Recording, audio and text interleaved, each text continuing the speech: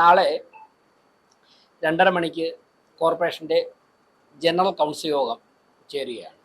എല്ലാ സ്റ്റാൻഡിംഗ് കമ്മിറ്റികളുടെയും യോഗം പൂർത്തിയാക്കി അജണ്ടയൊക്കെ നേരത്തെ തന്നെ കൗൺസിലർമാർക്ക് എത്തിച്ചു കൊടുത്ത് നാളെ ജനറൽ കൗൺസിൽ യോഗം ചേരുകയാണ്. പ്രധാനമായിട്ട് ഒരുപാട് കാര്യങ്ങൾ നാളെ ചർച്ച ചെയ്യേണ്ട ദിവസമാണ്.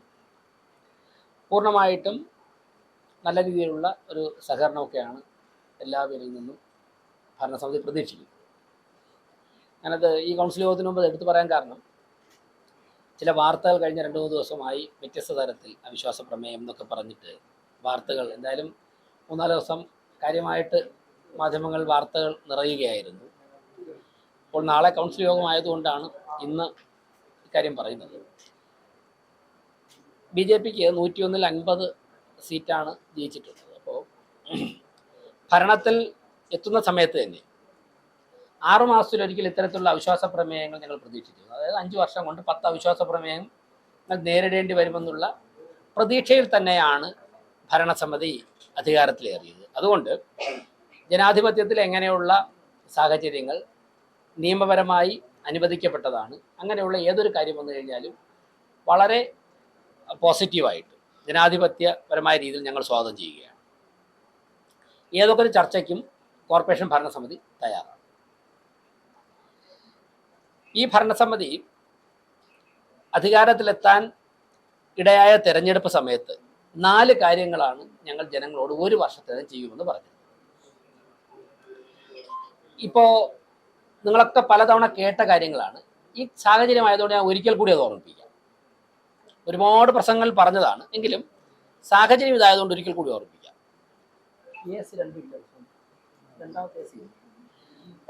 ഒന്ന്, തെരുവ് നായ്ക്കളെ 1 വർഷത്തിനകം തെരുവ് നായ് ശല്യം അവസാനിപ്പിക്കും, തെരുവ് നായ്ക്കളെ ഷെൽട്ടർ ചെയ്യുമെന്ന് പറഞ്ഞു. 2, നഗരത്തിലെ കുടിവെള്ള പ്രശ്നവും വെള്ളക്കെട്ടും 1 വർഷത്തിനകം പരിഹരിക്കുമെന്ന് പറഞ്ഞു. 3, വേസ്റ്റ് മാനേജ്മെന്റ് 1 വർഷത്തിനകം പരിഹരിക്കുമെന്ന് പറഞ്ഞു. ഈ 4 കാര്യങ്ങളാണ് ഞങ്ങൾ ജനങ്ങളുടെ മുമ്പാകെ പറഞ്ഞിരുന്നത്. അതിൽ ഈ ഭരണസമിതി അധികാരത്തിൽ വന്ന ആദ്യത്തെ മാസം 30 ദിവസം തികയുന്നതിന് മുമ്പ് തന്നെ തെരുവ് നായ്ക്കളെ പൈലറ്റ് പ്രോജക്റ്റ് എന്നുള്ള നിലയ്ക്ക് ഷെൽട്ടർ ചെയ്തു. 1 മാസത്തിനകം തന്നെ. അത് നിങ്ങളുടെ ഒക്കെ മാധ്യമപ്രവർത്തകരെയൊക്കെ വിളിച്ചറിയിച്ചിട്ടാണ് ഞങ്ങളത് ചെയ്തത്.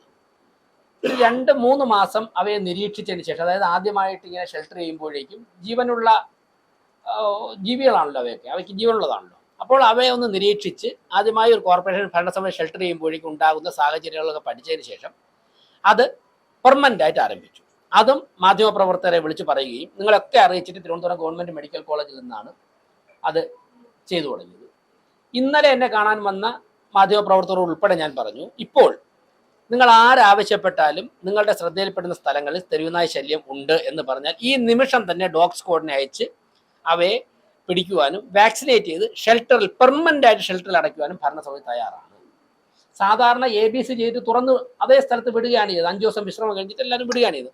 ഞങ്ങൾ പെർമനന്റ് ഷെൽട്ടറിൽ അടയ്ക്കാൻ തയ്യാറാണ്. അത്രത്തോളം വെൽ എക്യുപ്ഡ് ആയി കഴിഞ്ഞു. ഇന്നലെ വൈകുന്നേരവും പറഞ്ഞു, ഇന്ന് ഞാൻ അത് ആവർത്തിക്കുകയാണ് നിങ്ങളോടൊക്കെ ഉൾപ്പെടെ. അപ്പോൾ നമുക്കിപ്പോൾ നിലവിലൊരു 15 മുതൽ 20 നായ്ക്കളെയാണ് ABC ചെയ്യാൻ വേണ്ടിയുള്ള സൗകര്യം ഇപ്പോഴുള്ളത്, കോർപ്പറേഷൻ്റെ കൈവശമുള്ളത്.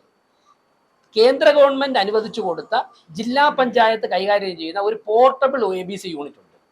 ഞങ്ങൾ 5 മാസമായി ആ ABC യൂണിറ്റ് ചോദിക്കുകയാണ്. 2-3 മാസം ABC യൂണിറ്റ് പ്രവർത്തിക്കാതിരുന്നിട്ട് പോലും തിരുവനന്തപുരം കോർപ്പറേഷൻ അത് തന്നില്ല.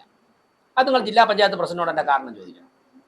തിരുവനന്തപുരം കോർപ്പറേഷൻ ആവശ്യപ്പെട്ടിട്ട് ഞങ്ങൾക്ക് തരാമെന്ന് പറഞ്ഞ് മണ്ണന്തല ഞങ്ങൾ അതിനുവേണ്ടി ഒരു ഗ്രൗണ്ടെല്ലാം സെറ്റാക്കിയിട്ട് 45 ദിവസം തിരുവനന്തപുരം കോർപ്പറേഷന് തരാം, നെടുമങ്ങാട് മുനിസിപ്പാലിറ്റിയിൽ നടക്കുന്ന പ്രവർത്തനം കഴിഞ്ഞാൽ തിരുവനന്തപുരത്തിന് തരാമെന്ന് ഔദ്യോഗികമായി പറയുകയും അതനുസരിച്ച് ഞങ്ങൾ മണ്ണന്തലയിൽ എല്ലാ തയ്യാറെടുപ്പും നടത്തിയിട്ടും ഞങ്ങൾക്ക് ആ ABC യൂണിറ്റ് തന്നില്ല. ഞാനത് ഇപ്പോഴാണ് നിങ്ങളോട് പറയുന്നത്.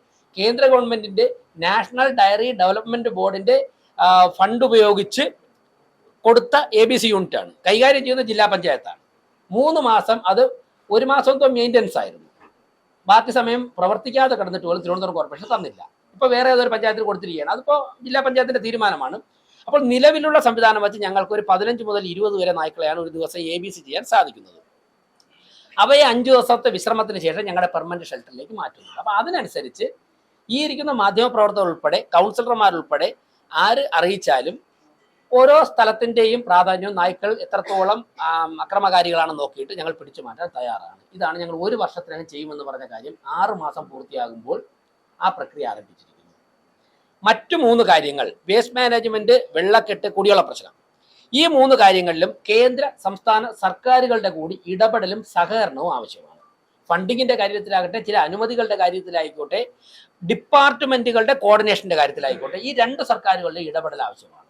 അക്കാര്യങ്ങളിൽ ഞങ്ങൾക്കുണ്ടായിരുന്ന ചെറിയ പരിമിതി, ഈ ഭരണസമിതി അധികാരത്തിൽ വന്ന് 2ാമത്തെ മാസം തെരഞ്ഞെടുപ്പ് വിജ്ഞാപനം വന്നു. അതിനുശേഷം 1.5-2 മാസത്തോളം തെരഞ്ഞെടുപ്പ് വിജ്ഞാപനം നിലനിന്നിരുന്നു. അപ്പോൾ ഞങ്ങൾ അധികാരത്തിൽ വരുന്നത് മുൻ സർക്കാരിന്റെ, സംസ്ഥാന സർക്കാരിന്റെ അവസാന നാളുകളിലായതുകൊണ്ട് തന്നെ ഞങ്ങൾക്ക് എല്ലാ കാര്യങ്ങളിലും ഫൈനൽ തീരുമാനം എടുക്കാൻ ചില പരിമിതികളുണ്ടായിരുന്നു. എങ്കിലും ആ സർക്കാർ പരമാവധി അവസാനം വരെ കോർപ്പറേഷനുമായി സഹകരിച്ച് തന്നെയാണ് മുന്നോട്ട് പോയത്. പുതിയ സർക്കാർ അധികാരത്തിൽ വന്ന് 3ാമത്തെ ദിവസമാണ് ബഹുമാനപ്പെട്ട മുഖ്യമന്ത്രിയെ കാണാൻ വേണ്ടി സാധിച്ചത്. ചോദിച്ച സമയത്ത് തന്നെ അദ്ദേഹം അപ്പോയിന്റ്മെന്റ് സാധിച്ചത്. ബഹുമാനപ്പെട്ട മുഖ്യമന്ത്രിയെ കണ്ട ആദ്യ കൂടിക്കാഴ്ചയിൽ തന്നെ അദ്ദേഹം ആവശ്യത്തിന് സമയം അനുവദിച്ചു.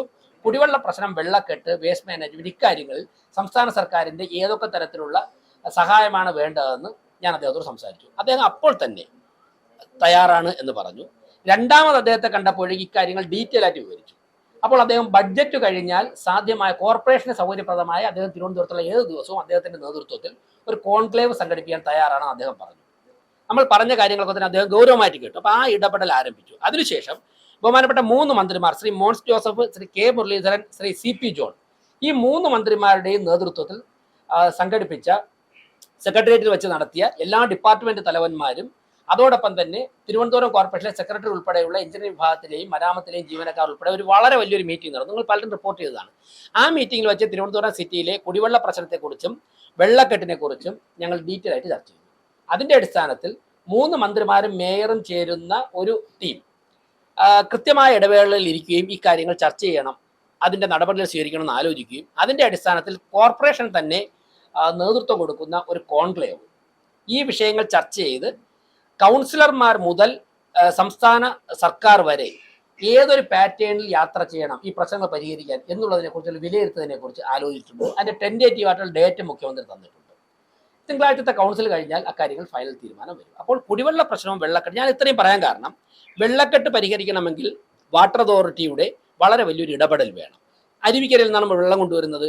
അരുവിക്കര വിദഗ്ധ അഭിപ്രായങ്ങൾ വരുന്നത് അരുവിക്കരയിൽ ആവശ്യത്തിന് വെള്ളം ഇപ്പോൾ ലഭിക്കുന്നില്ല. 1994 പ്ലാൻ നടപ്പിലാക്കുമ്പോൾ ഉള്ളതിനേക്കാൾ ജനസംഖ്യ തിരുവനന്തപുരത്ത് കൂടിയിട്ടുണ്ട്. പലപ്പോഴും ഇപ്പൊ തന്നെ നമുക്കിപ്പോൾ വെള്ളപ്രശ്നമുള്ളത് ജൂൺ മാസത്തിൽ ആവശ്യമായ മഴ കിട്ടാത്തതുകൊണ്ട്. അപ്പൊ ഈ വിഷയങ്ങൾ കോർഡിനേറ്റ് ചെയ്യണമെന്നുണ്ടെങ്കിൽ ജലവിഭവ വകുപ്പിന്റെ വലിയൊരു ഇടപെടൽ വേണം.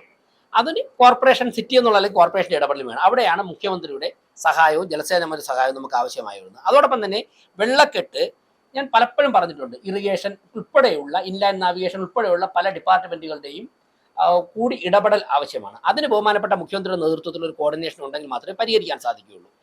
അത് നമ്മളൊരു പ്ലാൻ തയ്യാറാക്കിയതിനു ശേഷം കേന്ദ്ര ഗവൺമെന്റിനെ സമീപിക്കണം. ചില ഫണ്ടുകളും അണക്കെട്ടിന്റെ ഉയരം ഉയർത്തുവാനുള്ള, ഹൈറ്റ് ഉയർത്തുവാനുള്ള പെർമിഷനൊക്കെ തന്നെ കേന്ദ്ര ഗവൺമെന്റിൽ നിന്ന് ലഭിക്കേണ്ടതായിട്ടുണ്ട്, ഫോറസ്റ്റ് മിനിസ്ട്രിയിൽ നിന്ന്. അപ്പോൾ അത്തരത്തിലുള്ള ചർച്ചകളും കാര്യങ്ങളും പുതിയ ഗവൺമെന്റ് വന്നതിന് ശേഷം നടത്തുകയാണ്.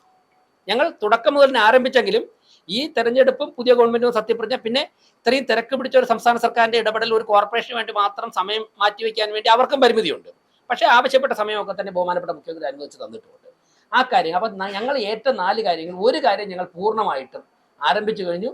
നിങ്ങളോട് ഉൾപ്പെടെ പറയുകയാണ്, നിങ്ങൾ ആവശ്യപ്പെട്ടാൽ ആ നിമിഷം തന്നെ ഞങ്ങളുടെ ഡോഗ് സ്ക്വാഡ് അവിടെ വന്ന് സൺഡേ ഉൾപ്പെടെ 24 മണിക്കൂറും ഡോഗ് സ്ക്വാഡ് അവിടെ വന്ന് ഈ നായ്ക്കളെ പിടിക്കാൻ തയ്യാർ. ആദ്യം ആശുപത്രികൾ, റെയിൽവേ സ്റ്റേഷൻ, ബസ് സ്റ്റാൻഡ് പോലുള്ള ബഹുമാനപ്പെട്ട സുപ്രീം കോടതിയുടെ ഉത്തരവ് അനുസരിച്ചിട്ടുള്ള കോളേജുകൾ, ഇങ്ങനെയുള്ള സ്ഥലങ്ങളിൽ നിന്നാണ് ഇപ്പോൾ പിടിച്ചുകൊണ്ടിരിക്കുന്നത്. മ്യൂസിയം ആയി, വിമൻസ് കോളേജായി, ഗവൺമെന്റ് മെഡിക്കൽ കോളേജ്, SAT ആയി, RCC, ശ്രീചിത്ര, ഇപ്പൊ തമ്പാനൂർ റെയിൽവേ സ്റ്റേഷൻ, ബസ് സ്റ്റാൻഡിൽ നിന്നൊക്കെ പിടിക്കുകയാണ്.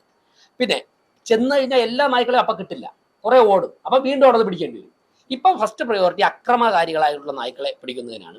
ഇതിൽ ഭരണസമിതിയൊക്കെ തന്നെ ഇങ്ങനെയൊന്നുമുള്ള കാര്യങ്ങൾ ചെയ്യുന്നില്ല എന്ന് പറയുന്ന ചില കൗൺസിലർമാർ പറഞ്ഞ സ്ഥലത്തുനിന്ന് തന്നെ നായ്ക്കളെ പിറ്റേ ദിവസം രാവിലെ പിടിച്ച് മാറ്റി കൊടുത്തിട്ടുണ്ട്. ഞാൻ പേരുകളൊന്നും പറയുന്നില്ല. പിന്നെ ഇവിടെ ആദ്യം തെരുവുനായ്ക്കളുടെ പ്രശ്നവുമായി ബന്ധപ്പെട്ട് വന്നത് KSUവിന്റെ മെഡിക്കൽ കോളേജ് യൂണിറ്റ് പ്രസിഡന്റ് ഉൾപ്പെടെയുള്ള കുട്ടികളാണ്. അവിടുത്തെ വനിതാ ഹോസ്റ്റലിൽ താമസിക്കുന്ന KSUവിന്റെ യൂണിറ്റ് പ്രസിഡന്റ് കുട്ടിയാണ് ഏറ്റവും കൂടുതൽ സന്തോഷം പ്രകടിപ്പിച്ചുകൊണ്ട് ഞങ്ങൾ നായ്ക്കളെ പിടിക്കാൻ വേണ്ടി അവിടെ വന്നപ്പോഴേക്കും തിരുവനന്തപുരം കോർപ്പറേഷനെ അഭിനന്ദിച്ചത്. ഞങ്ങൾ കെ എസ് യു യൂണിറ്റിന്റെ ഭാരവാഹികളാണ്, ഞാൻ KSU യൂണിറ്റ് പ്രസിഡന്റ് ആണ്, ഞങ്ങൾക്ക് രാത്രിയൊക്കെ നൈറ്റ് ഡ്യൂട്ടി ഉണ്ടാകും, അപ്പോഴേക്കും പോകാനായിട്ട് ഭയമാണ്, തെരുവ് നായ്ക്കളാണ് ഞങ്ങളുടെ 4 ചുറ്റും, ഹോസ്റ്റലിനുള്ളിൽ കയറാൻ ഭയമാണ് ഞങ്ങൾക്ക് പെൺകുട്ടികൾക്ക്. ഇന്നിപ്പോൾ തിരുവനന്തപുരം കോർപ്പറേഷൻ അറിയിച്ചു, അവർ വന്ന് അതിനെ പിടിച്ചതിൽ ഞങ്ങൾക്ക് ആശ്വാസമുണ്ട്, സന്തോഷമുണ്ടെന്ന് പറഞ്ഞ് KSUവിന്റെ യൂണിറ്റ് പ്രസിഡന്റ് ആയിട്ടുള്ള ഒരു വനിതയാണ്. നിങ്ങളൊക്കെ മാധ്യമങ്ങളിലൂടെ കണ്ടു കാണുമെന്നാണ് ഞാൻ വിശ്വസിക്കുന്നത്.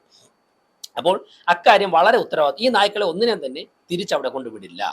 അത് ഉത്തരവാദിത്തത്തോടെ ഇത് കോർപ്പറേഷന് മാത്രം ചെയ്യാൻ പറ്റുന്നതാണ്. അതുകൊണ്ടാണ് ഇത്രയും പെട്ടെന്ന് ചെയ്യാൻ സാധിച്ചത്. മറ്റേ 2 സർക്കാരിന്. അപ്പോൾ ഉത്തരവാദിത്തത്തോടെ പറഞ്ഞ 4 കാര്യങ്ങളിലും ഈ ഭരണസമിതി കൃത്യമായിട്ട് മുന്നോട്ട് പോവുകയാണ്. ഇതിനുപരിയായിട്ട് ഞങ്ങൾ ചെയ്തുകൊണ്ടിരിക്കുന്ന കാര്യങ്ങൾ നമുക്കറിയാം. ഞാൻ തിരുവനന്തപുരം കോർപ്പറേഷനിലെ ഉദ്യോഗസ്ഥന്മാരുടെ ജീവനക്കാരുടെ ഭാഗത്തു നിന്ന് ഞങ്ങൾക്ക് വളരെ വലിയ പിന്തുണയാണ് ഈ ഭരണസമിതിക്ക് ലഭിച്ചുകൊണ്ടിരിക്കുന്നത്. ഒറ്റപ്പെട്ട സംഭവങ്ങൾ ചില സമയത്ത് അവർ ശീലിച്ചു പോയ ചില ശീലങ്ങൾ, ഒറ്റപ്പെട്ട സംഭവങ്ങൾ ഒരു എവിടെയെങ്കിലുമൊക്കെ കണ്ടേക്കാം. അതിപ്പോൾ ഏത് ഭരണസമിതിയിൽ എവിടെയും ഉണ്ടാകാൻ സാധ്യതയുണ്ട്. പക്ഷേ ആകെ ജനറലായിട്ട് നോക്കുമ്പോഴേക്കും എല്ലാ ജീവനക്കാരുടെ ഭാഗത്തു നിന്നും ഞങ്ങൾക്ക് വളരെ നല്ല പിന്തുണയാണ് ലഭിച്ചുകൊണ്ടിരിക്കുന്നത്. അപ്പോൾ പല സ്ഥലങ്ങളിലും അഴിമതി വ്യാപകമായിരുന്നു എന്നുള്ള ഒരു ആക്ഷേപം ഉണ്ടായിരുന്നു. ഒരുപാട് അതിന് വസ്തുത ഉണ്ടായിരുന്നു. അത് പരമാവധി അവസാനിപ്പിക്കുവാനുള്ള ശ്രമങ്ങളാണ് ഞങ്ങൾ ആദ്യം തന്നെ തുടങ്ങിയത്. വളരെ മുമ്പ് തന്നെ പാളയം മാർക്കറ്റിൽ നിലനിന്ന ഗുണ്ടാ പിരിവിനെ കുറിച്ചുള്ള ആരോപണങ്ങൾ, വസ്തുതകൾ ജനങ്ങളുടെ മുമ്പിലാകെ കേരളത്തിലെ പൊതുസമൂഹത്തിലുണ്ടായിരുന്നു. നേരിട്ട് അനുഭവിച്ചിട്ടുള്ളവരാണ് ഞാൻ. അക്കാര്യങ്ങളിൽ അതിന്റെ എല്ലാ കാര്യങ്ങളിലേക്കും പോകില്ല, കാരണം നമ്മൾ മാധ്യമങ്ങളുടെയും സോഷ്യൽ മീഡിയയിലും ഒക്കെ ഏറ്റവും കൂടുതൽ ചർച്ച ചെയ്ത വിഷയമായതുകൊണ്ട് ഞാൻ ഓരോ കാര്യങ്ങളിലും പോലും എന്നെക്കാൾ കൂടുതൽ നിങ്ങൾക്കൊക്കെ കാര്യങ്ങൾ അറിയാവുന്നതാണ്. പക്ഷേ വളരെ വലിയൊരു മുന്നൊരുക്കം, എല്ലാ രേഖകളും പരിശോധിച്ച് അർഹരായ ആർക്കും തന്നെ ഒരു വാക്ക് കൊണ്ടുപോലും വേദന ഉണ്ടാകരുത്, അർഹരായ എല്ലാ കച്ചവടക്കാർക്കും സംരക്ഷിച്ചുകൊണ്ട് ഞങ്ങൾ വളരെ വലിയൊരു മാസങ്ങൾ നീണ്ടുന്ന ഒരു മുന്നൊരുക്കം നടത്തിയിട്ടാണ് അവിടത്തെ ഗുണ്ടാപ്പിരിവ് അവസാനിപ്പിച്ചതും അതോടൊപ്പം തന്നെ അനധികൃത നിർമ്മാണങ്ങൾ പൊളിച്ചു മാറ്റിയതും. നിങ്ങൾ ഓർക്കുന്നുണ്ടാവും, ഒരു ദിവസം പോയിട്ട് ഞങ്ങൾക്ക് ഒരു 2 കട മാത്രമേ മാറ്റിയുള്ളൂ ഞങ്ങൾ. കാരണം ഒരു ചെറിയ സംശയം വന്നു. മറ്റു 3-4 കടകൾ മാറ്റുമ്പോഴേക്കും ഏതോ ചില രേഖകളിൽ അത് ഔദ്യോഗികമാണ് എന്നൊരു ചർച്ച വന്നതിൻ്റെ അടിസ്ഥാനത്തിൽ ഞങ്ങൾ അവിടെ സ്റ്റോപ്പ് ചെയ്തു. അതിനുശേഷം 3 ദിവസം എടുത്ത് ആ രേഖകളൊക്കെ പരിശോധിച്ച് ഉത്തമ ബോധ്യം വന്നതിൻ്റെ അടിസ്ഥാനത്തിലാണ് ആ കടകളൊക്കെ തന്നെ പൊളിച്ചു മാറ്റിയത്. അതിലൂടെ അഴിമതിയുടെയും അക്രമത്തിന്റെയും ഗുണ്ടായുസത്തിന്റെയും വലിയൊരു കോട്ടയാണ് തകർക്കാൻ സാധിച്ചത്. അതിന് അവിടെ നടന്ന ഇത്തരത്തിലുള്ള ഗുണ്ടാപിരിവുകൾക്കും അക്രമങ്ങൾക്കും വർഷങ്ങളോളം ഈ കോർപ്പറേഷൻ ഭരിച്ചിരുന്ന മാർക്സിസ്റ്റ് പാർട്ടിയുടെ വളരെ വലിയൊരു പിന്തുണ ഉണ്ടായിരുന്നു എന്നുള്ള വസ്തുത ലോകത്തിന് മുഴുവനും അറിയാവുന്നതാണ്. ആർക്കും തന്നെ അതിനെ എതിർക്കാൻ സാധിക്കാത്തത് ചെയ്തതെല്ലാം നിയമവിധേയമായിരുന്നത് കൊണ്ടും കോർപ്പറേഷൻ ചെയ്ത എല്ലാ നടപടികളും നിയമവിധേയമായിരുന്നത് കൊണ്ടും അവിടെ നടന്നിരുന്നത് പലതും തന്നെ നിയമവിരുദ്ധമായിരുന്നത് കൊണ്ടുമാണ് ഒരാളിന് പോലും അതിനോട് വിയോജിക്കാൻ സാധിക്കാത്തത്. ഇതാണ് ഈ ഭരണസമിതി എന്ത് ചെയ്തു എന്ന് ചോദിക്കും 6 മാസമായി ചെയ്തുകൊണ്ടിരിക്കുന്ന ഏറ്റവും പ്രധാനപ്പെട്ട ഒരു കാര്യം. ജനങ്ങളുടെ ജീവൻ, അവരുടെ ജീവനിൽ ഭയക്കാതെ അവർക്ക് അവിടെ പോയി ചെന്ന് പച്ചക്കറിയും മീനും വാങ്ങാൻ സാധിക്കുന്നു. അവിടെ വരുന്ന കച്ചവടക്കാർ, ഞാൻ പലപ്പോഴും പറഞ്ഞാണ്, നിങ്ങൾക്ക് അവിടെ പരിശോധിച്ചാൽ ക്യാൻസർ രോഗം ബാധിച്ചൊരു വീട്ടമ്മ ജീവിക്കാൻ വേണ്ടി വന്നപ്പോഴേക്കും 500 രൂപ ഒരു കൊട്ടം മീനിന് കൊടുക്കാത്തതുകൊണ്ട് അവരുടെ കയ്യിൽ നിന്ന് ഒരു മീൻ എടുത്തു കൊണ്ടുപോകുന്ന ഒരു സാഹചര്യം വരുന്നു. ആ സാഹചര്യം നമ്മുടെ സ്റ്റേറ്റ് ക്യാപിറ്റലിൽ, ഹാർട്ട് ഓഫ് ദ സിറ്റി, നഗര ഹൃദയത്തിൽ നടക്കുകയാണ്. ഇവിടെ നിന്ന് നടന്നു പോകാനുള്ള ദൂരം പോലും ഇല്ല, നടക്കുകയാണ്. അതിനെ അവസാനിപ്പിക്കാൻ സാധിച്ചു എന്നുള്ളതാണ് ഈ ഭരണസമിതിയുടെ ഏറ്റവും പ്രധാനപ്പെട്ട നേട്ടമായിട്ട് ഞങ്ങൾ കാണുന്നത്. മറ്റൊന്ന്, നമുക്ക് നിരവധി കടകളുണ്ട്. സത്യത്തിൽ ആദ്യം ഫിനാൻസ് സ്റ്റാൻഡിംഗ് കമ്മിറ്റി മേയർ ആവശ്യപ്പെട്ടു, തിരുവനന്തപുരം കോർപ്പറേഷൻ എത്ര കടകളാണ് ആദ്യം ഉള്ളതെന്ന്. അത് ഈ കാര്യങ്ങൾ കൈകാര്യം ചെയ്യുന്ന ഉദ്യോഗസ്ഥരുടെ മീറ്റിംഗ് വിളിച്ചു. കൃത്യമായിട്ടുള്ള കണക്ക് അവർക്കും പറയാൻ സാധിക്കുന്നില്ല. അവർ പറഞ്ഞ കണക്കൊന്നും ഞാനിവിടെ പറയുന്നില്ല. അതിനുശേഷം ഒരു ആവശ്യമായ സമയം കൊടുത്ത് ഞങ്ങൾ വിലയിരുത്തിയപ്പോഴേക്കും 973 കടകൾ ഉണ്ടെന്നുള്ളൊരു കണക്കാണ് എൻ്റെ മുമ്പ് അവർ പറഞ്ഞത്. ആദ്യം പറഞ്ഞ അതിൻ്റെ 10-1 പോലുമില്ല. എല്ലാം മീറ്റിങ്ങുകളുടെ മിനിറ്റ്സ് ഇവിടെ ഇരിപ്പുണ്ട്.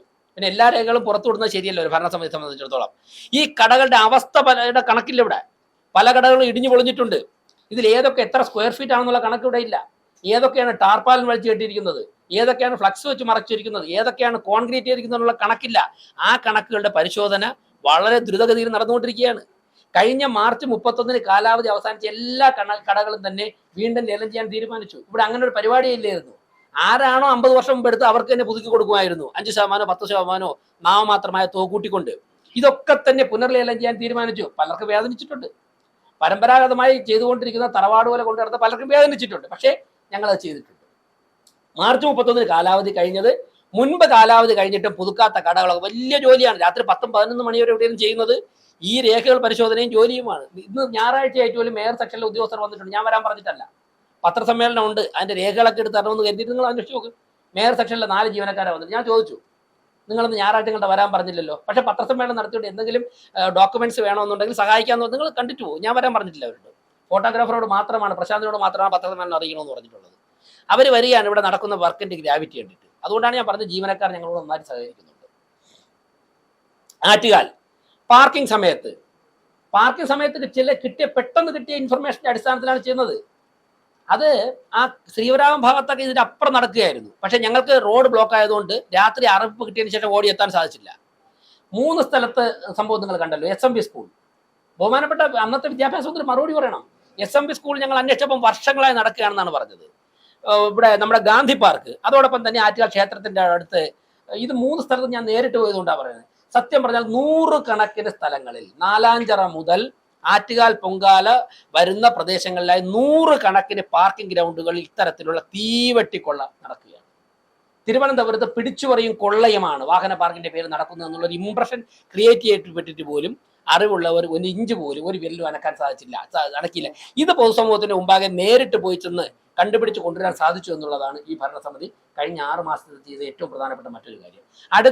കഴിഞ്ഞ ആറ്റുകാൽ പൊങ്കാലയുടെ തയ്യാറെടുപ്പിൽ ഞങ്ങൾ വിശദമായിട്ട് ചർച്ച നടത്തിയപ്പോഴൊന്നും ഈ വിഷയം ഞങ്ങളുടെ ശ്രദ്ധയിൽ വന്നിട്ടില്ല. അടുത്ത വർഷം ചർച്ച തുടങ്ങുമ്പോൾ തന്നെ പാർക്കിങ്ങിന്റെ പേരിലുള്ള ഈ കൊള്ള അവസാനിപ്പിക്കുവാനുള്ള കാര്യങ്ങൾ കൂടി ഈ കോർപ്പറേഷൻ ഭരണസമിതി മുന്നോട്ട് വയ്ക്കും. ചർച്ചയിൽ അത് ഉൾപ്പെടുത്തും. അതിൽ ബഹുമാനപ്പെട്ട കളക്ടർ ഉൾപ്പെടെയുള്ള ഒരു പോലീസ് ഉദ്യോഗസ്ഥർക്ക് ഉണ്ടാവുമല്ലോ. അവർ മേയർക്ക് നേരിട്ട് ബോധ്യപ്പെട്ട കാര്യങ്ങൾ അവരെ മുമ്പാകെ വയ്ക്കും, തെളിവ് സഹിതം വയ്ക്കും. അതിലൊരു തീരുമാനം എടുത്തിട്ട് മുമ്പോട്ട് പോകുള്ളൂ. മറ്റൊന്ന്, നമുക്ക് കോർപ്പറേഷൻ, നിങ്ങളൊക്കെ ഇതൊക്കെ അറിയണം, അവിശ്വാസം എന്നൊക്കെ പറഞ്ഞ് നടക്കുന്നവർ എല്ലാവരും ഇത് അറിയണം. കോർപ്പറേഷന് കോടിക്കണക്കിന് രൂപയുടെ അസറ്റ് കോർപ്പറേഷൻ ഉണ്ട്. 100 കണക്കിന് കോടി രൂപയുടെ അസറ്റ് കോർപ്പറേഷൻ ഉണ്ട്. അതിൽ നിന്ന് ലക്ഷക്കണക്കിന് രൂപ മാസം നമുക്ക് വരുമാനം വരെ ഉണ്ടായിട്ടുണ്ട്.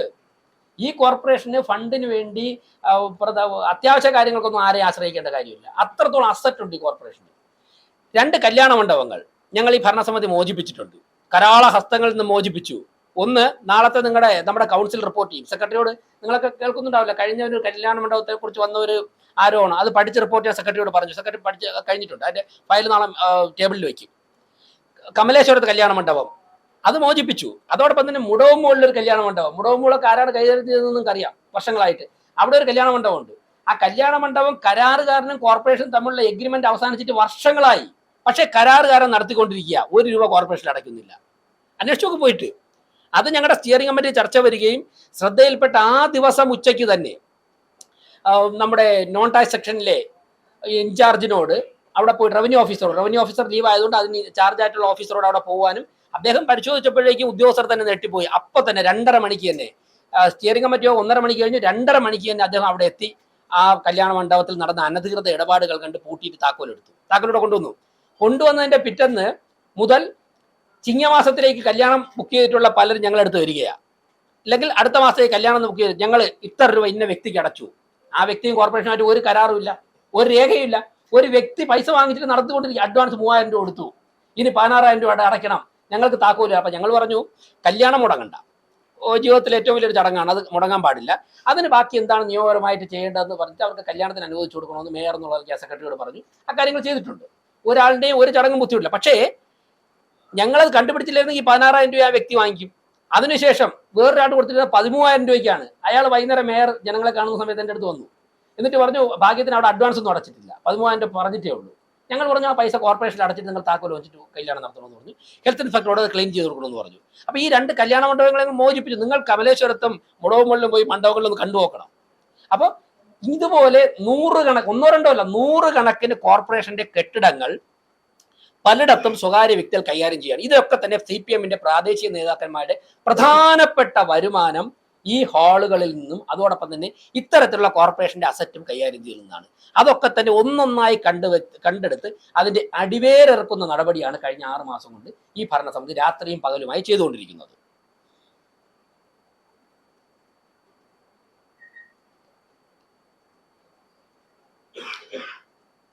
മറ്റൊന്ന്, മാലിന്യ പ്രശ്നത്തെ കുറിച്ചുകൂടെ പറയാറുണ്ട്.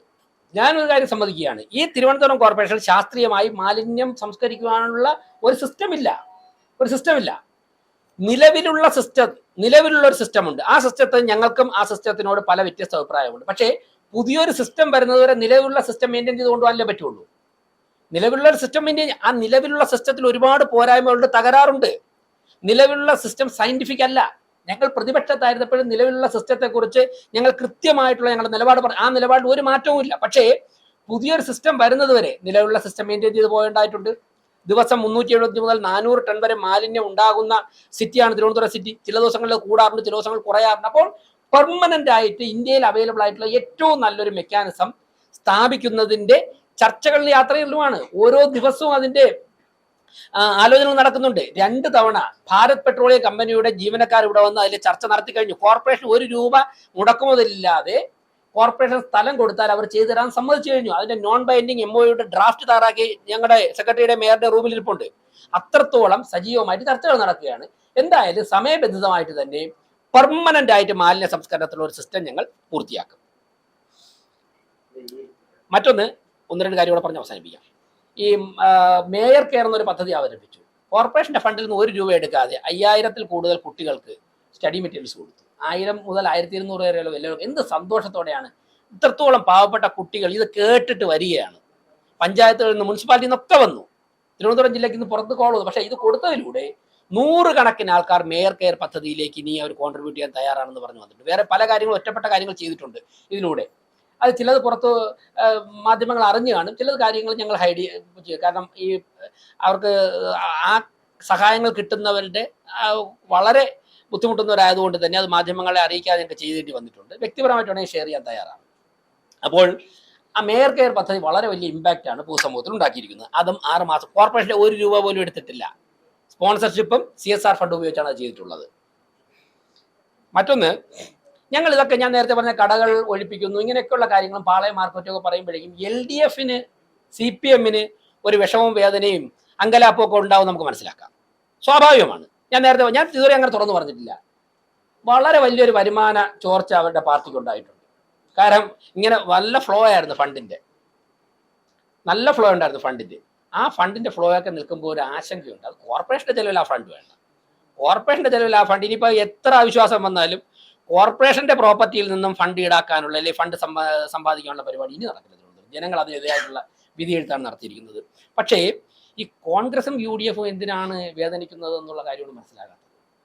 CPM ഇങ്ങനെ പ്രതിസന്ധിയിലാകുമ്പോഴേക്കും കോൺഗ്രസ് അപ്പോഴാണ് അതിന്റെ രാഷ്ട്രീയം. അതിൽ വളരെ സന്തോഷം നമുക്കുണ്ട്. കാരണം ഇന്ത്യ മുന്നണി കേരളത്തിൽ യാഥാർത്ഥ്യമാവുകയാണ്. ഡൽഹിയിലും ഇങ്ങനെ ആയിരുന്നു. ഇപ്പോൾ ഡൽഹിയിൽ എന്തായിരുന്നു? അടൽ ബിഹാരി വാജ്പേയിയെ ഭരണത്തിൽ നിന്ന് മാറ്റി നിർത്തുവാൻ വേണ്ടി ശ്രീ ഹർകിഷൻ സിംഗ് സുർജിത്തിന്റെ നേതൃത്വത്തിൽ CPM LDF കോൺഗ്രസിന് പിന്തുണ കൊടുത്തു. അങ്ങനെയാണല്ലോ ഡോക്ടർ മൻമോഹൻ സിംഗ് അധികാരത്തിൽ വരുന്നത്. അങ്ങനെ കോൺഗ്രസ് ആദ്യം നീട്ടിയ കരത്തിലേക്ക് CPM പിടിക്കുകയായിരുന്നു. അങ്ങനെയാണ് ഡൽഹിയിൽ ഈ സഖ്യം കോൺഗ്രസ് CPM സഖ്യം തുടങ്ങുന്നത്. അതിനുശേഷം അവർ പല ന്യായീകരണവും കൊടുത്തു. പക്ഷേ ഒരു കാര്യം CPM മനസ്സിലാക്കേണ്ടത്, കോൺഗ്രസിനെ പിന്തുണയ്ക്കാൻ CPM ആരംഭിച്ചപ്പോഴേക്കും അവർക്ക്, എൻ്റെ ഓർമ്മ ശരിയാണെങ്കിൽ 64 MPമാരുണ്ടായിരുന്നു. അന്ന് നമ്മുടെ സമ്പത്ത് MP, രാജേഷൊക്കെ MP ആയിരുന്നു. പക്ഷേ കോൺഗ്രസിനെ പിന്തുണച്ച് ഇന്ന് അവരുടെ MPമാരുടെ എണ്ണം എത്രയാണ്? അന്ന് അവർക്ക് നിരവധി സംസ്ഥാനങ്ങളിൽ ഭരണമുണ്ടായിരുന്നു. ഇന്ന് അവരുടെ സംസ്ഥാനങ്ങളിലെ ഭരണം വട്ടപൂജ്യമാണ്.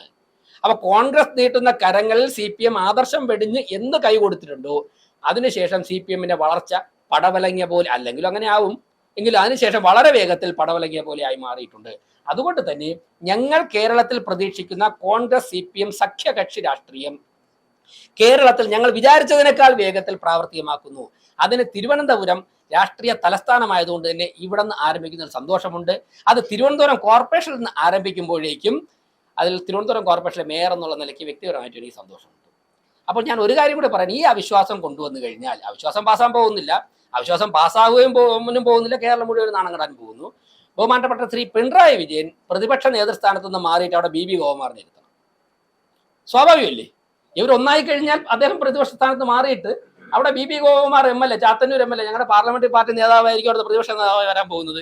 ഗോപകുമാർ സാർ ആദ്യം തന്നെ നിയമസഭയിൽ പറഞ്ഞു, ശ്രീ രാജീവ് ചന്ദ്രശേഖരൻ മുരളീധരനും പറഞ്ഞു, നിങ്ങൾ 137 പേരും ഞങ്ങൾ 3 പേരുമാണ്. അത് ഞങ്ങൾ കുറച്ചുകൂടെ ലേറ്റാവുമെന്ന് വിചാരിച്ചു. ഇത്രയും പെട്ടെന്ന് അത് യാഥാർത്ഥ്യമാവുന്നതിൽ അങ്ങേയറ്റം തന്നെ സന്തോഷമുണ്ടെന്നാണ് ഒരു കാര്യം പറയാനുള്ളത്. പിന്നെ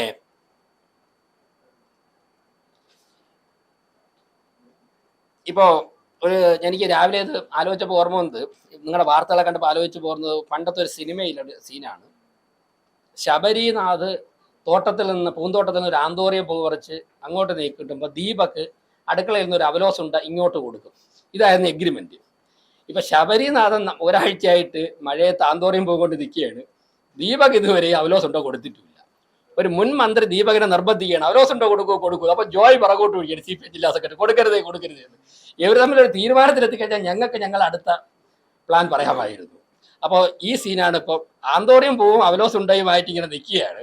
അതുകൊണ്ട് എത്രയും പെട്ടെന്ന് ആ ആന്തോറിയം പൂ വാങ്ങിച്ച് ശബരിനാഥനെ മഴയത്തൊന്ന് രക്ഷിക്കണമെന്നാണ് ദീപകിനോട് പറയാനുള്ളത്. ഞാൻ ഒരു കാര്യം പറയാം, CPM സഹായിക്കുവാനാണ് ഇനിയെങ്കിലും കോൺഗ്രസ് മുന്നോട്ട് പോകുന്നത് എന്നുണ്ടെങ്കിൽ ജനങ്ങൾ അതിന് മറുപടി പറയും. ഞങ്ങൾ ഏത് തരത്തിലുള്ള ജനങ്ങൾക്ക് വേണ്ടി ജനങ്ങളുടെ ഇടയിൽ പ്രവർത്തിക്കുകയാണ്. ഞങ്ങൾ ശക്തമായിട്ട് മുന്നോട്ട് പോകും. ഈ ഭരണസമിതി അധികാരത്തിലേറിയിട്ട് ഇപ്പോൾ ഈ പത്രസമ്മേളനം നടത്തുന്ന സമയത്ത് തന്നെ ജനപിന്തുണ ഓരോ ദിവസവും കൂടിയിട്ടേ ഉള്ളൂ. ഞങ്ങൾ മനുഷ്യരാണ്. ഞങ്ങളുടെ ഭാഗത്ത് നിന്ന് ഏതെങ്കിലും തരത്തിലുള്ള തിരുത്തലുകൾ വേണമെന്നുണ്ടെങ്കിൽ ഞങ്ങൾ തിരുത്താൻ തയ്യാറാണ്. പ്രതിപക്ഷം പറഞ്ഞാൽ അവരെ അംഗീകരിക്കാൻ തയ്യാറാണ്. ഇത്രത്തോളം മുഴുവൻ കൗൺസിലർമാരെയും ഉൾക്കൊണ്ടുപോയ ഒരു ഭരണസമിതി തിരുവനന്തപുരം കോർപ്പറേഷന്റെ ചരിത്രത്തിലുണ്ടായിട്ടില്ല. നിങ്ങൾ കൗൺസിലർമാരോട് ഒറ്റയ്ക്കൊറ്റയ്ക്ക് ചോദിച്ചു. ഈ പറയുന്ന പ്രതിപക്ഷ പാർട്ടിയുടെ പാർലമെന്ററി പാർട്ടി നേതാക്കന്മാരോട് ഉൾപ്പെടെ അവരവരുടെ വാർഡുകളിൽ നിന്നും വന്ന ആവശ്യങ്ങളിൽ ന്യായമായ ആവശ്യങ്ങൾ ചെയ്തു കൊടുക്കുവാൻ ഒരു നിമിഷമെങ്കിലും ഈ ഭരണസമിതി താമസിച്ചിട്ടുണ്ടോ എന്ന് നിങ്ങൾ വ്യക്തിപരമായിട്ട് അന്വേഷിച്ച് നോക്കൂ. അത് വാർത്ത കൊടുക്കാനൊന്നുമല്ല, നിങ്ങളുടെ ഒരു അക്കാഡമിക് ഇൻട്രസ്റ്റ് അന്വേഷിച്ച് നോക്കൂ എന്നാണ്. അപ്പോൾ എല്ലാ കാര്യങ്ങളെയും ജനാധിപത്യത്തിൽ സ്വാഗതം ചെയ്യുന്നു, സമരങ്ങളെ സ്വാഗതം ചെയ്യുന്നു. ഞങ്ങൾ ഏറ്റവും കൂടുതൽ സമരം ചെയ്തിട്ടുള്ളതാണ്, അതിനൊക്കെ തന്നെ ബഹുമാനിക്കുകയാണ്. ശക്തമായി ഭരണസമിതി മുന്നോട്ട് പോകും. 5 വർഷം പൂർത്തിയാക്കി ജനങ്ങളെ നേരിടുമ്പോഴേക്കും കൂടുതൽ മധുരമായ വിജയം ജനങ്ങൾ സമ്മാനിക്കും. ഞാൻ ഇന്നലെ ആവർത്തിക്കുന്നു, 2047 ലോകത്തിന് ഭാരതം നേതൃത്വം കൊടുക്കുമ്പോൾ, ഭാരതം ഏറ്റവും വലിയ സാമ്പത്തിക ശക്തി, ലോകത്തിൽ ഏറ്റവും വലിയ സാമ്പത്തിക ശക്തി ആകുമ്പോൾ, ബഹുമാനപ്പെട്ട പ്രധാനമന്ത്രിയുടെ സ്വപ്നമാണത്, കേന്ദ്ര ഗവൺമെന്റിന്റെയും ദേശീയ BJP നേതൃത്വത്തിന്റെയും സ്വപ്നമാണ്. അങ്ങനെ വരുമ്പോഴേക്കും അതിന് ഏറ്റവും കൂടുതൽ സംഭാവന ചെയ്യുന്ന കോർപ്പറേഷനുകളിൽ ഒന്ന് തിരുവനന്തപുരം കോർപ്പറേഷൻ ആയിരിക്കും. അതിനുള്ള അടിത്തറയാണ് ഞങ്ങൾ ഒരുക്കിക്കൊണ്ടിരിക്കുന്നതെന്നാണ് എനിക്ക് പറയാനുള്ളത്.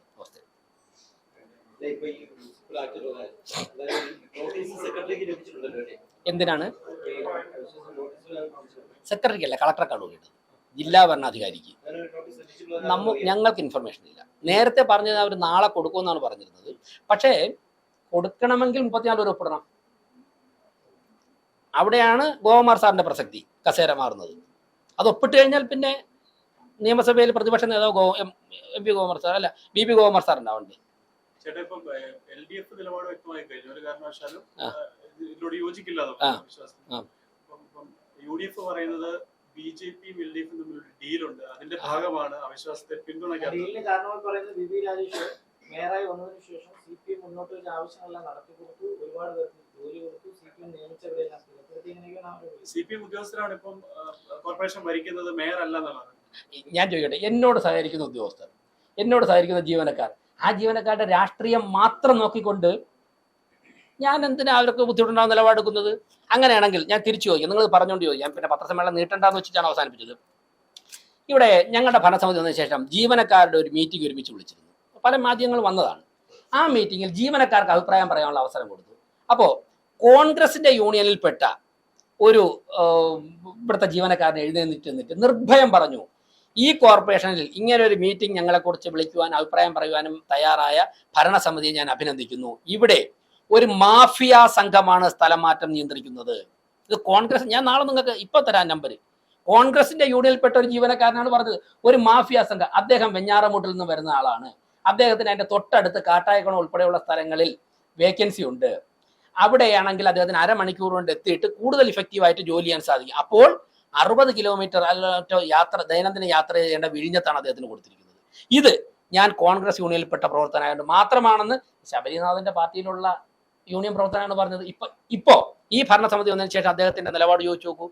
ബഹുമാനപ്പെട്ട ശബരിനാഥൻ UDFന്റെ പാർലമെന്ററി പാർട്ടി നേതാവായതുകൊണ്ടല്ല കോൺഗ്രസ് യൂണിയന്റെ നേതാക്കന്മാർക്ക് ഇവിടെ കൊടിവരം പറ്റിക്കാൻ പറ്റിയത്. BJP ഇവിടെ ഭരണത്തിന് നേതൃത്വം കൊടുക്കുന്നത് കൊണ്ടാണ് ആശ്വാസത്തോടെ ഇവിടെ CPMകാർ പിഴുതെറിഞ്ഞ കൊടിമരം കോൺഗ്രസിന്റെ യൂണിയനിൽപ്പെട്ടവർ വച്ചത് കഴിഞ്ഞ മാസമാണ്. എന്നോട് വിളിച്ച് തലേദിവസം പറഞ്ഞു ഞങ്ങൾ വയ്ക്കുകയാണ്. ഞാൻ നിങ്ങൾ താമസിച്ചു പോയതിലാണ് എൻ്റെ വിഷമം. ജനാധിപത്യപരമായിട്ട് നിങ്ങളൊക്കെ തന്നെ സംഘടനാ പ്രവർത്തനം നടത്തണം. ബഹുമാനപ്പെട്ട ഉമ്മൻചാണ്ടി കേരളത്തിന്റെ മുഖ്യമന്ത്രി ആയിരുന്നപ്പോഴേക്കും സെക്രട്ടേറിയറ്റ് NGO സംഘ്, സെക്രട്ടേറിയറ്റിനുള്ളിൽ പ്രവർത്തിക്കുന്ന NGO സംഘിന്റെ പ്രവർത്തകർക്കെതിരായിട്ട് ചില നിലപാടുകൾ സ്വീകരിച്ചു. കോൺഗ്രസ് അദ്ദേഹം അറിഞ്ഞിട്ടല്ല, കോൺഗ്രസിന്റെ നേതാക്കന്മാരുടെ സമ്മർദ്ദത്തോടെ. ഞാനന്ന് യുവമോർച്ചയുടെ ചുമതല, ഞാൻ ബഹുമാനപ്പെട്ട ഉമ്മൻചാണ്ടി മുഖ്യമന്ത്രി ചെന്ന് കണ്ടു. ഞാൻ പറഞ്ഞു, അങ്ങ് KSUലൊക്കെ വളർന്നു വന്ന ആളാണ്, അങ്ങ് മുഖ്യമന്ത്രി ആയിരിക്കുമ്പോഴേക്ക് സംഘടനാ പ്രവർത്തനം നടത്തി എന്നുള്ളതിന്റെ പേരിൽ ഒരാളിനെ തൃശ്ശൂരേക്ക് ട്രാൻസ്ഫർ ചെയ്തു, അത് അങ്ങ് അന്വേഷിക്കണം. അതേ സീറ്റിൽ വെക്കണമെന്ന് ഞാൻ പറയുന്നില്ല, കാരണം ഒരു ഗവൺമെന്റ് പൊളിറ്റിക്കൽ ഡിസിഷൻ. പക്ഷേ തൃശ്ശൂരൊക്കെ തിരുവനന്തപുരത്ത് കൊണ്ടുവരണം. അദ്ദേഹം 5 ദിവസം കഴിഞ്ഞപ്പോഴേക്കും അത് പരിശോധിച്ചു, അദ്ദേഹം നടപടി സ്വീകരിച്ചു. ഇന്ന് ഏറ്റവും ശക്തിയുള്ള പ്രസ്ഥാനങ്ങളിലൊന്ന് NGO സംഘമാണ് സെക്രട്ടേറിയറ്റിനുള്ളിൽ. ഞാൻ പറയാം. അപ്പോൾ ഈ പറയുന്ന ജീവനക്കാരുടെ കാര്യത്തിൽ മറ്റൊന്ന്, കഴിഞ്ഞ ദിവസം ചില ജീവനക്കാർ അത്ഭുതത്തോടെ ഇവിടെ ഒരു കാര്യം നടന്നതായിട്ട് ഞാൻ ചോദിച്ചു, നിങ്ങൾ എന്തിനാ അത്ഭുതപ്പെടുന്നത്? എൻ്റെ ചേംബറിൽ നിന്ന് പറഞ്ഞാണ്. അതായത് UDF ഭരണസമിതി അധികാരത്തിലേറിയതിൻ്റെ അന്നോ പിറ്റന്നോ കോൺഗ്രസിന്റെ യൂണിയൻകാർ, INTUCയുടെ യൂണിയൻകാർ, ഇവിടെ NGO അസോസിയേഷൻ്റെ ആൾക്കാർ ഇവിടെ പ്രകടനം നടത്തി. അവർ സാറേ, വർഷങ്ങൾക്ക് ശേഷം ആദ്യമായിട്ടാണ് കോൺഗ്രസ് ജയിക്കുമ്പോൾ ഇവിടെ പ്രകടനം നടക്കുന്നത്. അത് ഈ ഭരണസമിതി വന്നതിന് ശേഷമുള്ള സന്തോഷത്തിലാണ്, മുൻപ് നടത്താൻ സാധിക്കില്ലായിരുന്നു. അപ്പോൾ ജീവനക്കാർ നന്നായിട്ട് ജോലി ചെയ്യുന്ന ജീവനക്കാർ, ഇവിടെ കൂടുതൽ ഇടതുപക്ഷ യൂണിയനിലുള്ള ജീവനക്കാരാണല്ലോ മുനിസിപ്പൽ സർവീസിലുള്ളത്. നന്നായിട്ട് ജോലി ചെയ്യുന്ന ജീവനക്കാർ, ഞങ്ങളെ ഈ ഭരണസമിതിക്ക് സഹായകരമായിട്ട് നിൽക്കുമ്പോഴേക്ക് എക്സ്പീരിയൻസ് ജീവനക്കാർ അവരവരുടെ രാഷ്ട്രീയം പ്രവർത്തിച്ചോട്ടോ, പക്ഷെ അവരെന്തിനാ അനാവശ്യമായിട്ട് എൻ്റെ പാർട്ടികളെ വെച്ച് മാറ്റുന്നത്? ആ ശൈലി ഞങ്ങൾക്കില്ല, ആ ശൈലി. 3 വർഷം കഴിഞ്ഞാൽ ഒരു രാഷ്ട്രീയം നോക്കില്ല, അങ്ങോട്ടേക്കോട്ടെ സീറ്റ് മാറ്റണമെങ്കിൽ മാറ്റും. അതുകൊണ്ട് ശബരിനാഥൻ അക്കാര്യത്തിലൊന്നും ശബരിനാഥൻ ഞങ്ങളെ പഠിപ്പിക്കേണ്ട. ഞങ്ങൾക്ക് കൃത്യമായിട്ട് അഡ്മിനിസ്ട്രേഷൻ അറിയാം, ഞങ്ങൾ ഈ രാജ്യം ഭരിക്കുന്ന പാർട്ടിയൊക്കെയാണ്. ശബരിനാഥന്റെ പാർട്ടിക്കാർക്ക് ഉൾപ്പെടെ അവർക്ക് 35 കൗൺസിലർമാരുണ്ടായിരുന്നല്ലോ.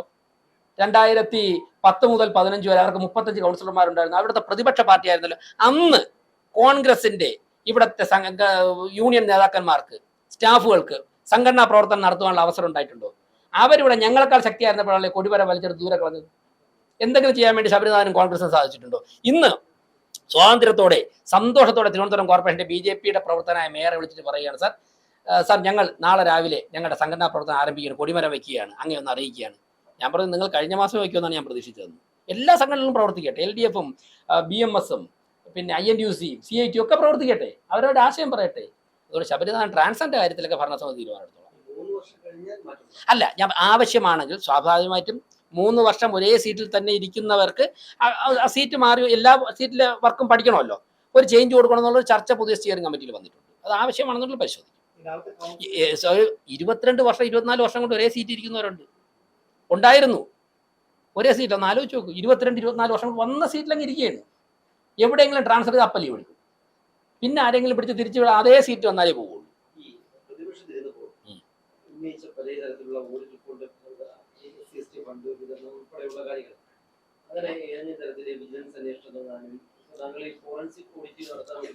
യെസ്,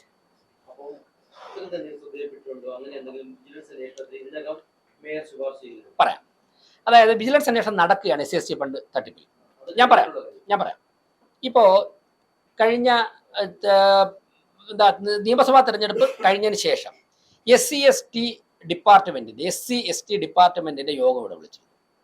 മേയറും കോർപ്പറേഷൻ സെക്രട്ടറിയും ഡെപ്യൂട്ടി മേയറും പങ്കെടുക്കുന്ന യോഗം വിളിച്ചിട്ട് ആദ്യം പറഞ്ഞത് അവിടെ നടന്നിട്ടുള്ള തട്ടിപ്പുകളെ കുറിച്ചാണ് ആദ്യം പറഞ്ഞത്.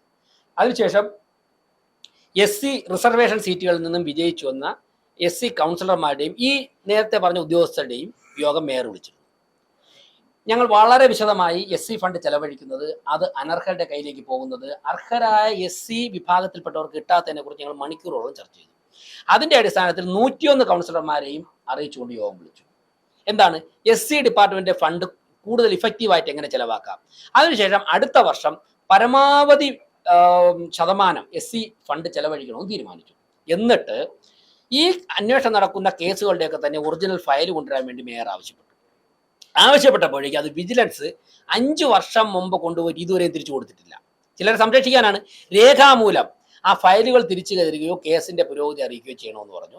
അത് തൃപ്തികരമായ നിലയിലല്ലെങ്കിൽ ഞങ്ങൾ മുകളിലോട്ടുള്ള നിയമ നടപടികൾ സ്വീകരിക്കുന്നതിനെ കുറിച്ച് ഞങ്ങൾ ആലോചിക്കും. ഇത് ഒരു ഭാഗത്ത് താങ്കൾ ചോദിച്ച ചോദ്യത്തിന് അന്വേഷണത്തെക്കുറിച്ച് കാര്യങ്ങൾ ചെയ്യുമ്പോൾ തന്നെ മറുഭാഗത്ത് എല്ലാ 15 ദിവസത്തിലൊരിക്കലും ഇപ്പോൾ SC ഡിപ്പാർട്ട്മെന്റിന്റെ യോഗം പ്രത്യേകം വിളിച്ചു ചേർക്കുന്നുണ്ട്. സൂപ്രണ്ടിനെ വിളിച്ചിട്ട് പരമാവധി യോഗങ്ങൾ മേയർ തന്നെ പങ്കെടുക്കുന്നുണ്ട്. കാരണം SC ഡിപ്പാർട്ട്മെന്റിൽ കുറച്ച് കുത്തഴിഞ്ഞ അവസ്ഥയാണ്. അത് ക്രമീകരിക്കുന്നതിന് 15 ദിവസത്തിലൊരിക്കൽ ഒരു അരമണിക്കൂറെങ്കിലും ഞാൻ പങ്കെടുക്കും ആ യോഗത്തിൽ, അല്ലെങ്കിൽ ഡെപ്യൂട്ടിമാർ സെക്രട്ടറി പങ്കെടുത്തുകൊണ്ട് ഓരോ 15 ദിവസത്തെയും പ്രവർത്തനങ്ങൾ വിലയിരുത്തിയാണ് നിങ്ങൾ ഡിപ്പാർട്ട്മെന്റ് അന്വേഷിച്ച് ചോദിക്കും. സൂപ്രണ്ട് ആലപ്പുഴയിൽ നിന്ന് വരുന്ന ആളാണ്. അവിടെ ചില ദിവസങ്ങളിൽ അവർ വരുന്ന ടൈമും കൂടെ അഡ്ജസ്റ്റ് ചെയ്യാൻ യോഗം ഇക്കറെ കുറച്ച് നേരത്തെ പോകണം, എല്ലാ ദിവസവും വന്നു പോകുന്ന ആളാണ്, ലേഡിയാണ്. അന്വേഷിച്ച് ചോദിക്കട്ടെ SC ഡിപ്പാർട്ട്മെന്റ് അങ്ങനെ പ്രവർത്തനം നടക്കണോ ഇല്ലെന്ന്.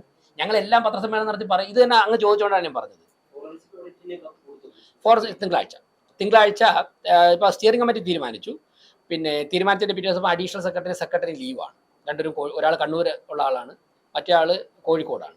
അവർ തിങ്കളാഴ്ച കൗൺസിൽ യോഗത്തിൽ കൂടി ഇക്കാര്യം അറിയിച്ചതിന് ശേഷം സ്മാർട്ട് സിറ്റി യോഗം വിളിച്ചു കൂട്ടാൻ ചീഫ് സെക്രട്ടറി ആവശ്യപ്പെടും. സ്മാർട്ട് സിറ്റി യോഗത്തിൽ ഔദ്യോഗികമായിട്ട് ഫോറൻസിക് ഓഡിറ്റിന് കത്തു.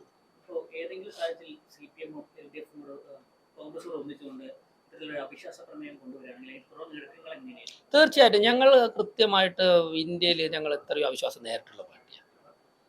എത്രയോ സംസ്ഥാനങ്ങളിൽ, എത്രയോ പഞ്ചായത്തിൽ, മുനിസിപ്പാലിറ്റി, കോർപ്പറേഷനിൽ ഞങ്ങളുടെ സംസ്ഥാന ദേശീയ നേതൃത്വത്തിന് കൃത്യമായിട്ട് നിർദ്ദേശം തരുവാനും ഈ ഭരണസമിതിയെ സംരക്ഷിക്കുവാനുമുള്ള എല്ലാ നിയമപരമായ കാര്യങ്ങളും ഞങ്ങളുടെ ദേശീയ സംസ്ഥാന നേതൃത്വത്തിന് അറിയാം, ജില്ലാ നേതൃത്വത്തിന് അറിയാം. അവരുടെ ഉപദേശം തേടിക്കൊണ്ട് ആ പറയുന്ന ഉപദേശങ്ങളും ജനങ്ങളുടെ അഭിപ്രായം, മാധ്യമപ്രവർത്തകരുടെ അഭിപ്രായം തേടിക്കൊണ്ട് നിയമത്തിനകത്തുനിന്നുകൊണ്ട് ഞങ്ങൾ ശക്തമായിട്ട് മുന്നോട്ട് പോകും. അപ്പോൾ ഭൂരിപക്ഷം കൂടും. നിയമത്തിനകത്തുനിന്നുകൊണ്ട് ചെയ്യാൻ സാധിക്കുന്ന ജനങ്ങൾക്ക് വേണ്ടി ഇപ്പോൾ ഞാൻ ചോദിക്കട്ടെ, ഈ ഭരണസമിതി ജനങ്ങൾ ആഗ്രഹിക്കുന്ന LDF UDF കൗൺസിലർമാർ ഉൾപ്പെടെ ആഗ്രഹിക്കുന്ന ഈ ഭരണസമിതി ഒരു നിമിഷം അധികാരത്തിൽ നിന്ന് മാറിക്കഴിഞ്ഞാൽ പിറ്റേ ദിവസം തെരുവുനായ ആര് പിടിക്കും? ഈ തെരുവുനായ്ക്കുള്ള ആൾക്കാരെ ഭീകരമായിട്ട് ഞാൻ നിങ്ങളുടെ പറയല്ലേ, അങ്ങയുടെ ഓഫീസിന്റെ മുമ്പിൽ ഇപ്പം അക്രമികളായ തെരുവുനായ്ക്കൾ ഉണ്ടെന്ന് പറഞ്ഞാൽ അടുത്ത നിമിഷം തിരുവനന്തപുരം കോർപ്പറേഷൻ്റെ ഡോഗ് സ്ക്വാഡ് അവിടെ വരും, അവയെ പിടിച്ചുകൊണ്ട് ഷെൽട്ടർ ചെയ്യും. കുടിവെള്ള പ്രശ്നം പരിഹരിക്കട്ടെ. ഇതൊക്കെ ഭരണസമിതി ചെയ്തുകൊണ്ടിരിക്കുന്നത് മാറണമെന്ന് ആരാ ആഗ്രഹിക്കുന്നത്? ഞങ്ങൾ ടൈം ബൗണ്ടായിട്ടാണ് പറയുന്നത്, വെറുതെ പറഞ്ഞു പോവുകയല്ലോ. ഈ കൗൺസിലർ സുഹൃത്തിന്റെ വിഷയത്തിൽ പറയുന്നത് നാളെ കൂടെ പങ്കെടുത്തില്ലെങ്കിൽ 3 കൗൺസിലർ പങ്കെടുക്കില്ല എന്നുള്ളതാണ്. എന്താണ് അതിൽ ശരി? എന്താണ് കഴിഞ്ഞ കൗൺസിൽ യോഗത്തിൽ പങ്കെടുത്തിട്ടുള്ളത്? ആ പറഞ്ഞാലേ ശരിയാക്കി അവിടെ തന്നെ ചോദിക്കാണ് നല്ലത്. ഞാൻ പറഞ്ഞല്ലോ, സുഗതൻ ഏപ്രിൽ മാസത്തെ കൗൺസിൽ പങ്കെടുത്തിട്ടുണ്ട്. അത് 3 തരത്തിലുള്ള രേഖകളാണുള്ളത്. ഒന്ന് ഇലക്ട്രോണിക് എവിഡൻസ്, കേസ് മാറ്റം. നിങ്ങളിപ്പോൾ തന്നെ കൺസേൺ സെക്ഷനിൽ പോയി പരിശോധിച്ചാൽ അറിയാം. 2 ഫോട്ടോ ഉണ്ട്. പ്രശാന്താണ് ഫോട്ടോ എടുത്തത്, അതാണ് ഫോട്ടോഗ്രാഫർ. ഈ ഫോട്ടോഗ്രാഫർ അപ്പോയിന്റ് ചെയ്ത് ഞാൻ വന്നിട്ടില്ലല്ലോ.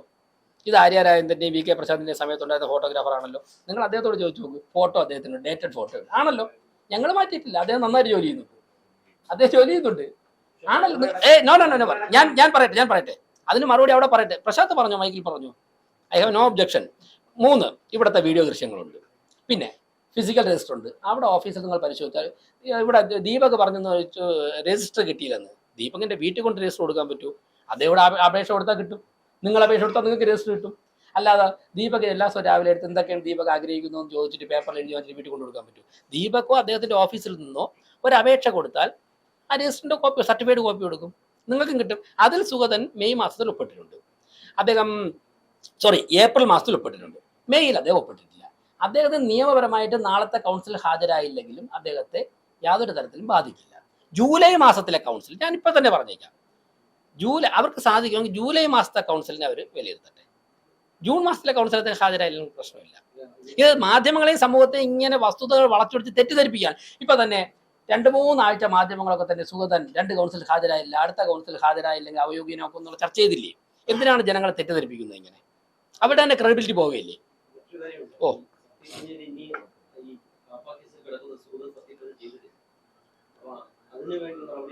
ആ നിയമ നടപടികൾ സുഗതന്റെ അദ്ദേഹത്തിന്റെ അഭിഭാഷകൻ സ്വീകരിക്കുന്നുണ്ട്. നിയമ നടപടികൾ അദ്ദേഹത്തിന്റെ അഭിഭാഷകൻ, കോർപ്പറേഷൻ അല്ല, കോർപ്പറേഷൻ ഔദ്യോഗികമായിട്ടല്ല, അദ്ദേഹത്തിന്റെ അഭിഭാഷകൻ നിയമ നടപടികൾ സ്വീകരിക്കുന്നുണ്ട്.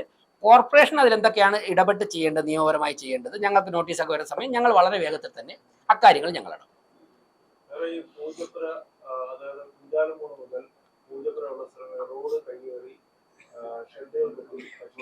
അവിടെ മാത്രമല്ല, അങ്ങ് പറഞ്ഞ വളരെ ശരിയാണ്, അവിടെ മാത്രമല്ല, ഞാനിപ്പോൾ എല്ലാ സ്ഥലങ്ങളും പറയുന്നില്ല, സിറ്റിയിൽ വ്യാപകമായിട്ടുണ്ട്. അതിൻ്റെ പുറകിൽ ചില കാര്യങ്ങളുണ്ട്. ഞങ്ങൾ അതിലും നല്ല ഹോംവർക്ക് ചെയ്യാണ്. കുറച്ച് സമയം എടുക്കും, പക്ഷേ നടപടി ഉണ്ടാകും. ഞാൻ അക്കാര്യത്തിൽ ഇപ്പോൾ ഇത്രേ പറയുന്നുള്ളൂ. കുറച്ച് ഹോംവർക്ക് നടന്നുകൊണ്ടിരിക്കുന്നതുകൊണ്ടാണ്. ഓക്കെ, ബാക്കി അക്കാര്യത്തിൽ പിന്നെ പറയാം. എനിക്കൊന്ന് ഏകദേശം ഒരു 3-4 പത്രസമ്മേളനത്തിൻ്റെ കാര്യങ്ങൾ ഇന്ന് തന്നെ പറഞ്ഞു. ബാക്കി നമുക്ക് നാളെ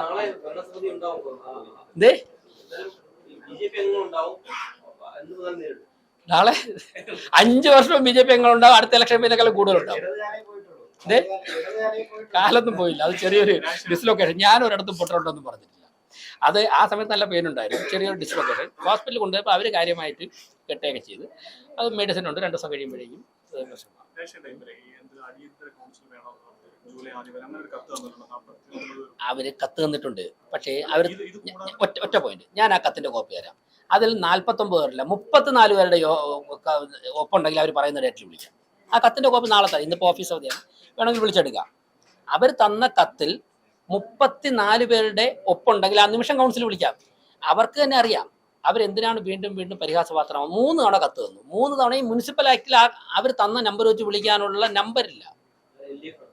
രണ്ടുപേരും കത്ത് തന്നു.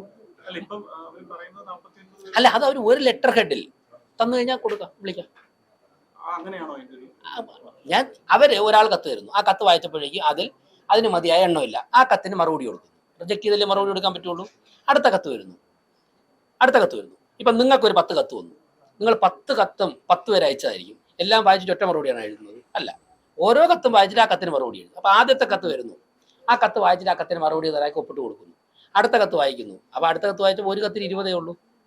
ആദ്യത്തെ കത്തിൽ 29 ഉള്ളൂ. അത് കഴിഞ്ഞ് അതിന് മറുപടിയൊക്കെ കൊടുത്ത് കുറേ കഴിഞ്ഞതിന് ശേഷം വേറൊരു കത്ത് വരുന്നു. ആ കത്തിൽ 20 വരെ ഉള്ളൂ. എങ്ങനെ കൊടുക്കും? 34 ആ നിമിഷം കൊടുക്കാം. അത് കൊടുക്കാൻ തയ്യാറായി ഞങ്ങൾ ഇരിക്കുകയാണ്. പക്ഷെ അങ്ങനെ ഒരു കത്ത് വരുന്നില്ല. ശരി.